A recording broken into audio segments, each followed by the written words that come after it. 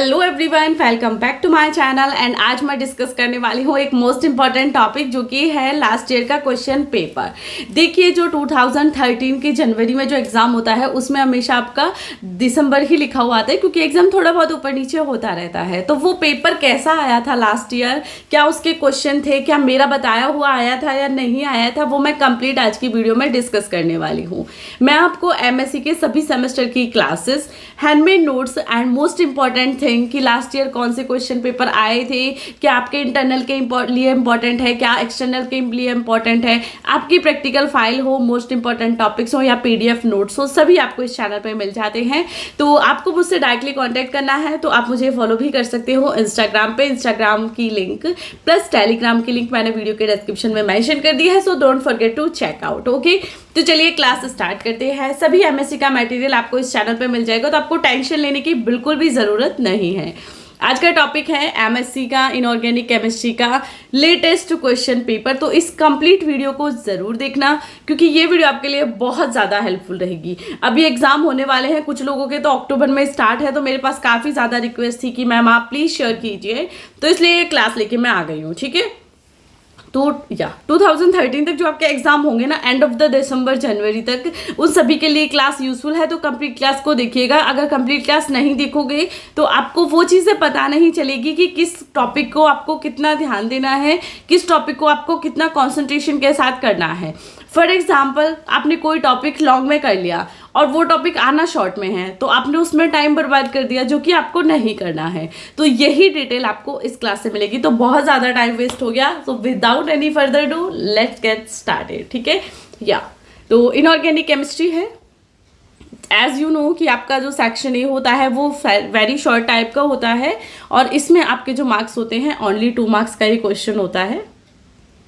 ठीक है, तो 2 मार्क्स का ही वेरी शॉर्ट होते हैं, 5 क्वेश्चन होते हैं। तो ओवरऑल ये जो सेक्शन है आपका 10 मार्क्स का होता है।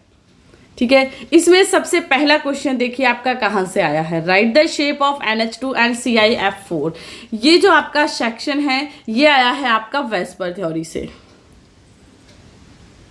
ठीक है, और वेस्पर थ्योरी मैंने आपको कराई हुई है। जो मेरे स्टूडेंट हैं, जो मुझे कॉन्टिन्यूसली देख रहे हैं, उन्हें पता है। और इवन अभी 2 दिन पहले भी मैंने वेस्पर थ्योरी की क्लास शेयर की है, तो वो क्लास देख लीजिएगा। ठीक है, second, again define inert and label complex. ये क्वेश्चन मेरे चैनल पे अवेलेबल है और मैंने ये मोस्ट इंपॉर्टेंट में भी कराया है। लास्ट क्लास मैंने जो इससे पहले क्लास शेयर की है वो है इनऑर्गेनिक के मोस्ट इंपॉर्टेंट, उसमें मैंने आप सबके साथ ये शेयर किया है। और ये लॉन्ग देखिए शॉर्ट में आया है।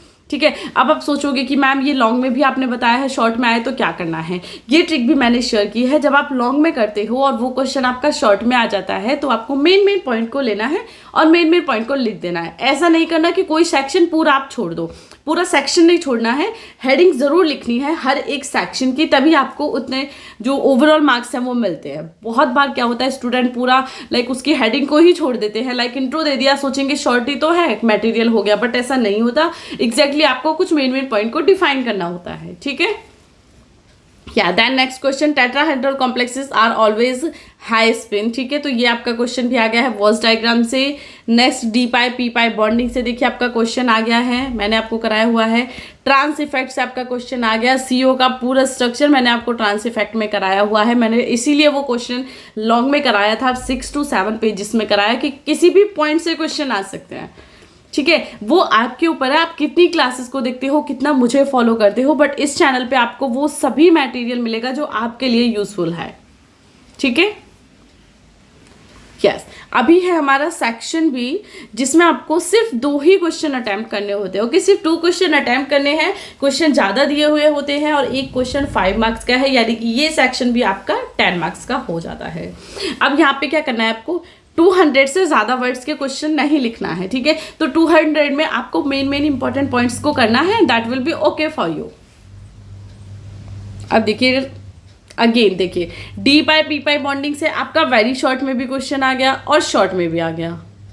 तो आप सोच सकते हो ये मैंने इंपॉर्टेंट में क्यों रखा था। जिन्होंने मेरी लास्ट क्लास देखी है उन्हें पता होगा कि why I included in a most important topic of inorganic chemistry, क्योंकि कभी कभी जो इंपॉर्टेंट मैं बताती हूँ एक से दोनों सेक्शन में क्वेश्चन आ जाते हैं। अब देखिए, वेरी शॉर्ट में भी आ गया, शॉर्ट में भी आ गया, आया डी पाई पी पाई बॉन्डिंग सही है तो इंपॉर्टेंट है। Next, describe the stability of metal complexes. ठीक है, सॉरी डिस्क्राइब द फैक्टर्स मैंने कराए हुए हैं कि आयन का साइज, मेटल का साइज, लिगेंड का साइज वो कैसे अफेक्ट करता है और क्या क्या उसकी प्रोसेस रहती है, तो वो मैंने बहुत ईजी लैंग्वेज में आप सबको समझाए हुए हैं। Next point, give at least 1 theory to explain trans effect in square planar complexes. मैंने ट्रांस इफेक्ट आपका स्क्वायर, टेट्राहेड्रल, सिंपलर, प्लानर सभी के लिए कराया हुआ है, तो आपको ट्रांस इफेक्ट की क्लास देखनी होगी। हालांकि वो क्लास बहुत पुरानी है, न्यू क्लास की भी मेरी कोशिश है, शायद आप जब तक ये क्लास देखोगे तो आपको ट्रांस इफेक्ट मिल जाएगा। आप सर्च कर सकते हो, देखिए क्या सर्च करने का क्या तरीका होता है, trans effect by beauty with brain, ठीक है, पूरा लिखिए क्या। और ऐसे जब आप इसमें में सर्च करोगे तो आपको ऐसे कोई भी टॉपिक मिल जाता है, तो ये एक एग्जैक्टली तरीका होता है यूट्यूब पे सर्च करने का, ठीक है। अब आ जाता है सेक्शन सी, जो कि आपका लॉन्ग टाइप का है। इसमें आपको सिर्फ 3 क्वेश्चन को ही अटेम्प्ट करना होता है। एक क्वेश्चन आपका 10 मार्क्स का होता है, तो ये अगेन आपका 30 मार्क्स का सेक्शन हो जाता है। मार्क्स का डिस्ट्रीब्यूशन अलग अलग हो सकता है यूनिवर्सिटी के अकॉर्डिंग, तो उस पर कोई फैक्ट नहीं है। आप किस यूनिवर्सिटी से कर रहे हो वो उस पर डिपेंड करता है। ये CCSU का पेपर है। अगेन ये भी क्वेश्चन बहुत आते हैं कि मैम ये कौन सी यूनिवर्सिटी का पेपर है, तो ये CCSU का है। ओके, देखिए अगेन वेस्पर थ्योरी से वेरी शॉर्ट में क्वेश्चन आया था, लॉन्ग में आ गया। वेस्पर थ्योरी मैंने आपको लॉन्ग में करा रखी है, तो इन सभी की शेप आप चेक कर सकते हो वेस्पर थ्योरी के थ्रू, ठीक है। एंड कोई भी डाउट है डेफिनेटली आप कमेंट कर सकते हो, आपको उसका रिप्लाई मिल जाता है। Next point, give spectrophotometric and pH metric method to find out the composition of complexes. ये मैंने आपको पूरा लॉन्ग के अकॉर्डिंग कराया हुआ है। तो देखिए 2 क्वेश्चन तो आपके कंप्लीट हो गए, आपको 3 ही क्वेश्चन करने थे। अब इसमें से आप सिलेक्ट कैसे करो, चॉइस कैसे करो कि कौन से क्वेश्चन करें जो अच्छे मार्क्स आए, वो भी बताऊंगी। नेक्स्ट बेस हाइड्रोलाइसिस से क्वेश्चन आ गया। देखिए मैंने आपको सेम करा रखा है, सेम पॉइंट में कि acid hydrolysis, base hydrolysis with the naming, but जो क्वेश्चन आएगा वो थोड़ा सा उसकी जो लैंग्वेज है, उसका जो पर्सन है, प्रपोजिशन है उसकी, उसे थोड़ा चेंज करके देते हैं, जो कि स्टूडेंट थोड़ा सा कंफ्यूज हो जाए। बेस हाइड्रोलाइसिस मैंने आपको ये 6 कोऑर्डिनेटेड कंपाउंड के लिए ही करा रखा है, बट मैंने वहाँ पे नेम नहीं दिया, मैंने आपको सीधा बेस हाइड्रोलाइसिस दे दिया, इस एग्जांपल के साथ समझा दिया। अब इन्होंने एग्जांपल का नाम पूछ लिया, अब जब नाम पूछ ले तो स्टूडेंट तो कंफ्यूज हो जाएंगे उसमें, तो आपको वो कंफ्यूजन नहीं रखना है। That will be a clear कि उसमें कोई भी प्रॉब्लम ना रहे। आप जब क्वेश्चन को करो तो आपका माइंड उस पर प्रॉपरली फोकस हो कि क्या इसका एग्जाम्पल हमने यूज़ किया है, या पेपर करते टाइम जब आप पेपर देख रहे हो तो मैंने आपको बेस हाइड्रोलाइसिस कराया, इससे आपको पता चल जाएगा यस मैम ने कराया हुआ है। बट जो 6 कोऑर्डिनेटेड कंपाउंड आ गया एमाइन का, इससे आप कंफ्यूज भी हो सकते हो। तो आपका माइंड इतना क्लियर हो कि मैम ने एक एग्जाम्पल भी कराया है, इट्स मे बी वही एग्जाम्पल है, ठीक है। ऐसे ही क्वेश्चन पूछे जाते हैं और यही स्टूडेंट को कंफ्यूज किया जाता है। नेक्स्ट है रेडॉक्स रिएक्शन करा रखी है, discuss inner sphere mechanism for electron transfer reaction. Again ये टॉपिक बहुत इंपॉर्टेंट है। तो अभी आप देखो 3 क्वेश्चन करने हैं, 4 क्वेश्चन आपके वो आए हुए हैं जो मैंने ना आपको 7 पेजेस के करा रखे हैं, ठीक है। अब यहाँ पे CFT है, बट CFT सेकेंड सेमेस्टर का है कुछ लोगों के लिए, कुछ यूनिवर्सिटीज़ में शायद ये फर्स्ट का भी हो, बट CCSU ने ये आपका आउट ऑफ सिलेबस दे दिया, ये आपका है सेकेंड सेम का, ठीक है। तो CFT मैंने हालांकि कराया हुआ है, बट उसे करने की ज़रूरत नहीं है। आउट ऑफ द सिलेबस आपको जाने की ज़रूरत नहीं है। अगर आप सिलेबस के इंपॉर्टेंट पोर्शन को अच्छे से कर लेते हो तो आपको आउट ऑफ सिलेबस जाने की नीड नहीं होती। फॉर एग्जांपल लॉन्ग सेक्शन में इन्होंने 1 क्वेश्चन आउट ऑफ सिलेबस दिया है, बट 4 क्वेश्चन आपके अकॉर्डिंग टू सिलेबस ही थे, तो आपको 4 में से सिर्फ 3 ही अटैम्प्ट करने हैं। तो जो क्वेश्चन आपको बहुत अच्छे से आते हैं आप वो क्वेश्चन अटैम्प्ट कीजिए। अब यहाँ पे ये डाउट रहेगा कि मैम देखिए हमें 4 आते हैं, अटैम्प्ट हमें 3 करने हैं, तो हम कौन से 3 अटैम्प्ट करें, होता है ना, हमेशा ये डाउट होता है। तो देखिए जो क्वेश्चन आपको लगे, फॉर एग्जांपल मैं आपको बताती हूँ वेस्पर थ्योरी, ठीक है, ये स्पेक्ट्रोफोटोमेट्रिक हो गया, रेडॉक्स हो गया, ठीक है। वेस्पर थ्योरी आपका एक कॉमन टॉपिक है जिसे हर कोई अटैम्प्ट करेगा, ठीक है। तो अब जो एग्जामिनर है वो क्या करेगा, वो चेक करेगा कि किसने कितना अच्छा लिखा है। वेस्पर थ्योरी हर स्टूडेंट को आता है, तो या तो आपको ये पता हो कि आपको जो मैंने कराया आपको एक लाइन क्लियर है उसकी, तो आप बेस्ट बाय थ्योरी अटैम्प्ट करो।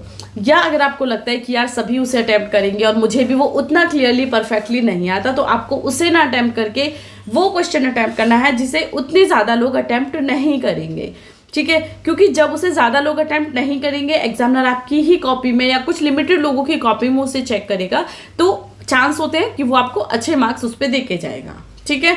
फॉर एग्जाम्पल देखिए, रेडॉक्स रिएक्शन है, इसे हर कोई अटेम्प्ट नहीं करेगा, तो मैं आपसे बोलती हूँ आप वो क्वेश्चन करो अगर आपको सभी आते हैं। ऐसा नहीं है कि आपको लिमिटेड 3 ही क्वेश्चन आते हैं और उसमें भी आप ये चॉइस लगाओ, तब नहीं लगानी है। बट अगर आपको पूरा सेक्शन आता है, उसमें से आपको अटेम्प्ट 3 करने हैं, तो आपको वो लिमिटेड वाले क्वेश्चन सिलेक्ट करने हैं जो कि हर एक स्टूडेंट सिलेक्ट नहीं करेगा। अब ये पता चल जाता है, अब आपको ये डाउट भी रहे कि मैम वो कैसे पता चलेगा, डेफिनेटली पता चल जाता है, उसमें कोई प्रॉब्लम नहीं होती। जब आप पेपर देखोगे तो आपको पता होता है कि ये कॉमन है, ये तो आपके सभी फ्रेंड्स अटेम्प्ट करने वाले, तो आप वो क्वेश्चन पे क्रॉस कर दो, नेक्स्ट क्वेश्चन पे आ जाओ, ठीक है। ये एक तरीका होता है अच्छी मार्किंग का। बाकी तो अगर पूरा सेक्शन नहीं आता, लिमिटेड क्वेश्चन आते तो आपको वो लिमिटेड ही करने होंगे, ठीक है। तो उसमें तो कोई चॉइस ही नहीं है। यस, तो अब मैं क्लास को एंड करती हूँ। नेक्स्ट क्लास में फिर मिलते हैं आप सबके साथ ब्यूटी विद ब्रेन चैनल पे। क्लास आपके लिए हेल्पफुल रही हो तो प्लीज़ एक लाइक, शेयर एंड सब्सक्राइब कर दीजिएगा। And bye bye. प्लेलिस्ट भी आप चेक कर सकते हो, ये सभी टॉपिक आपको इनऑर्गेनिक केमिस्ट्री की प्लेलिस्ट में मिल जाएंगे। सो बाय बाय।